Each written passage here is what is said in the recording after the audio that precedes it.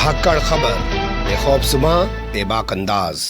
धाकड़ खबर में आपका स्वागत है। मैं आपके साथ हूं अकरम रईस खान। मध्य प्रदेश को जलाने की पूरी तरह से कोशिश की जा रही है। ये कोशिश पिछले 25 दिसंबर से लगातार चल रही है। मैंने आपके सामने खबर रखी थी जिसमें बताया था कि 25 दिसंबर को सबसे पहले मंदसौर को जलाने की कोशिश की गई। उसके बाद 29 दिसंबर को उज्जैन और इंदौर को जलाने की कोशिश की गई।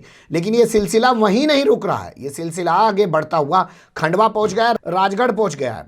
तो क्यों ऐसा हो रहा है मध्य प्रदेश में, एक सवाल ये पैदा होता है। दूसरा सवाल ये पैदा होता है कि खंडवा और राजगढ़ में आखिर हुआ क्या है, किस वजह से हुआ, क्या पहले की तरह जो चीज़ें घट रही थी उसी तरीके से चीज़ें घटी हैं। दूसरा सवाल ये रहेगा। और तीसरा सवाल ये रहेगा कि सत्ता में बैठी भारतीय जनता पार्टी और विपक्ष में बैठी कांग्रेस आखिर इस पूरे मामले को लेकर कर क्या रही है। तो इन तीनों सवालों के आसपास अपनी बातचीत को रखने की कोशिश करेंगे। हमारे साथ भोपाल से हमारे साथी जुड़ रहे हैं, शकील अहमद सिद्दीकी यानी कि एसए सिद्दीकी।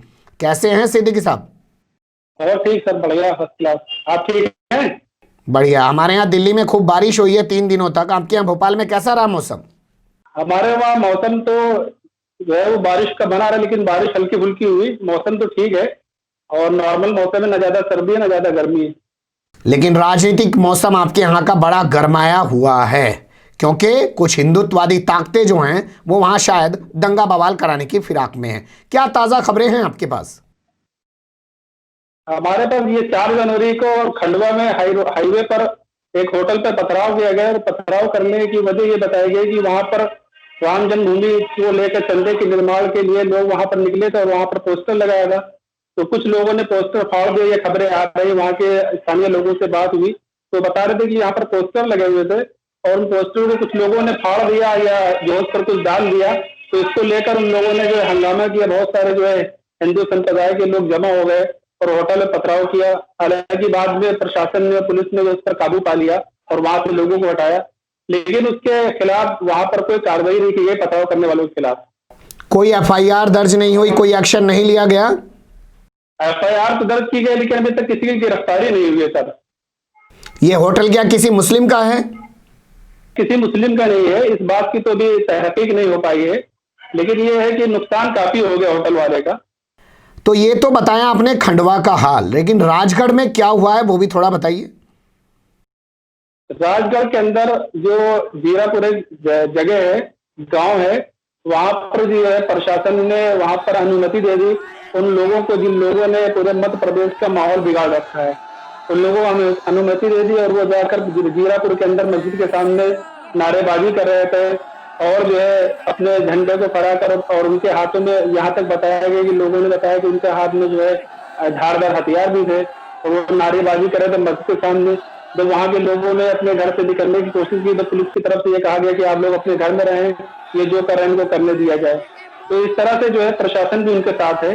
ये सारी चीजें आप देख चुके हैं कि अभी इससे पहले भी बहुत सारी जगह पर जो है पुलिस साथ थी, उसके बाद भी जो है उपदरियों ने जो है नुकसान किया, तोड़फोड़ की, मस्जिद की मीनार पर चढ़ गए, एक घर पर चढ़कर जो है वो झंडा हटाया और अपने झंडा लगाया। तो ये सारी जो है प्रक्रिया मध्य प्रदेश के माहौल को बिगाड़ने की चल रही है। ये सारी जो है हिंदुस्तान की अगर पूरी दुनिया देख रही है। जो मस्जिद के बाहर ये लोग जाके नारेबाजी कर रहे हैं राजगढ़ में और पुलिस वाले कह रहे हैं अपने घरों में रहिए, यानी कि पुलिस जानबूझ के करवा रही है क्या ये सब? तो उसने तो अनुमति दी है सर, तो उनके साथ तो पूरी दी होगी ना अनुमति। इनको मस्जिद के बाहर जाके बदतमीजी करने की थोड़ी दी होगी सर। जब माहौल पूरा मध्य प्रदेश का खराब किया जा रहा है तो अनुमति का कोई जो है वही नहीं बनता है। अनुमति देनी नहीं चाहिए। जब एक बेगम बाग के अंदर, दूसरा जो है चंदन खेड़ी के अंदर और तीसरा जो है तमाम जो है जगह पर ऐसा हो रहा है तो अनुमति देने की आवश्यकता ही नहीं है। सवाल आप बहुत जायज उठा रहे हैं कि जब ऐसे माहौल, ऐसी बातें, ऐसी चीजें लगातार सामने आ रही हैं तो ऐसे में इन लोगों को अनुमति नहीं देनी चाहिए। लेकिन मैं आपसे समझना चाहता हूँ, ये चंदा मांगने का कौन सा तरीका है कि सैकड़ों की तादाद में निकलिए, डीजे लेके निकलिए? चंदा मांगने का हमने तो ऐसा तरीका देखा नहीं। आपने देखा है कभी? नहीं सर, हमने तो नहीं देखा। अभी तो आप धाकड़ खबर ने अभी जो है शादियों का वीडियो जो डाला था उसमें ये कह रहे थे कि 14 करोड़ रुपए पहले भी चंदा हुआ था, जिसमें अशोक सिंघल और जो है ये प्रमोद जो है प्रवीण तोगड़िया, इन लोगों ने बहुत सारा चंदा किया, लेकिन ऐसे चंदे की कोई शक्ल हमें आज तक दिखाई नहीं दी।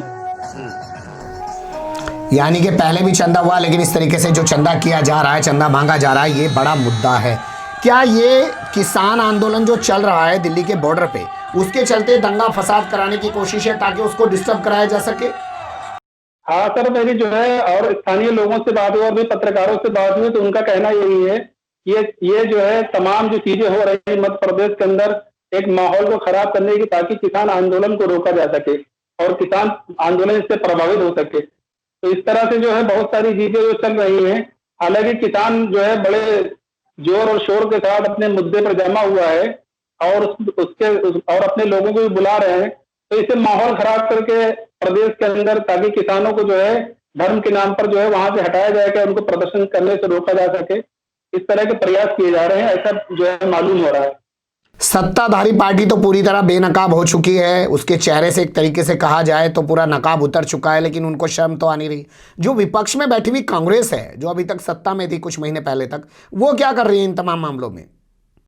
इस मामले में जो है जब 25 दिसंबर की घटना हुई उज्जैन के अंदर, तो कांग्रेस का एक जो है 4 विधायकों का एक दल वहां पर गया, जिसमें आरिफ मसूद साहब थे और जो है सज्जन सिंह वर्मा थे।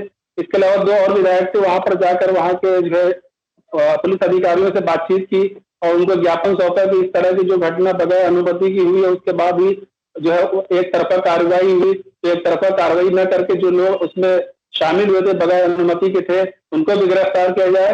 लेकिन जो है अभी तक उस दूसरी तरफ से प्रदर्शन करने वालों की तरफ से कोई गिरफ्तारी अभी तक नहीं हुई। इसके अलावा अभी यानी एक तरफा कार्रवाई अभी भी जारी है और वो सिलसिला रुकने का नाम नहीं ले रहा है। आपको क्या लगता है कि अभी मुख्यमंत्री आपके यहाँ के गृह मंत्री वो कुछ कर रहे हैं या सिर्फ खुला छोड़ दिया उन्होंने इन लोगों को? 29 दिसंबर को जब जो है चांदन खेड़ी के अंदर घटना हुई, 30 दिसंबर को हमारे मुख्यमंत्री शिवराज सिंह चौहान जी 30 दिसंबर को हैदराबाद घूमने के लिए निकल गए और हमारे जो गृह मंत्री हैं गौतम मिश्रा जी, वो जो है लव जिहाद कानून बनाने में लगे हुए हैं। उन्होंने इसके बारे में ना कोई ट्वीट किया है, ना उनका अखबार के अंदर कुछ छपा हुआ है कि इसके बारे में उनको कोई जो है किसी तरह की जो है उन्होंने कोई बयान दिया हो कि भाई इसको रोका जाए या एक तरफा कार्रवाई न की जाए। इस तरह का कोई भी जो है उनकी तरफ से कोई बयान नहीं आया। चलिए, बहुत शुक्रिया, आपने बहुत सारे पहलुओं पे रोशनी डाली और ये भी बताया कि ताज़ा घटनाएं कहाँ हुई हैं। फिर आपके साथ जुड़ने की कोशिश करेंगे।